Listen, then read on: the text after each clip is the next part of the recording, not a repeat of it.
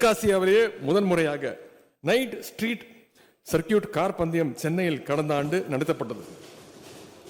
இந்த போட்டியை ஏன் நடத்துறீங்கன்னு பல்வேறு விமர்சனங்கள் வந்தது. வீண் செலவு என்று சொன்னாங்க. சிலர் நீதிமன்றத்துக்கெல்லாம் கூட சென்றாங்க. இன்னும் சொல்லப்போனால் போட்டி நடைபெறுகின்ற அந்த நேரத்தில் பலர் டிவி பேட்டியெல்லாம் கொடுத்தாங்க. கார் கூவத்தில் விழுந்துட்டா என்ன பண்ணுவீங்க அப்படின்னு சில பேர் கேட்டாங்க. அப்புறம் கார் கேலரிக்குள்ளே போயிடுச்சுன்னா உட்காந்துருக்கவங்க கேலரிக்குள்ளே பூந்துச்சுன்னா என்ன ஒன்று பொதுமக்கள்கிட்ட குழப்பத்தை உண்டாக்குனாங்க. ஆனால் யார் யாரெல்லாம் இந்த போட்டியை விமர்சித்தாங்களோ அவங்களே பாராட்டுற அளவுக்கு சென்னை ஃபார்முலா 4 பந்தயத்தை சிறப்பாக நடத்தி காட்டினோம். 2 நாட்களில் மட்டும் சுமார் 12,000 பேர் நேரில் அந்த கேலரியில் உட்காந்து டிக்கெட் வாங்கி அந்த நேரில் இந்த போட்டியை ரசித்தாங்க.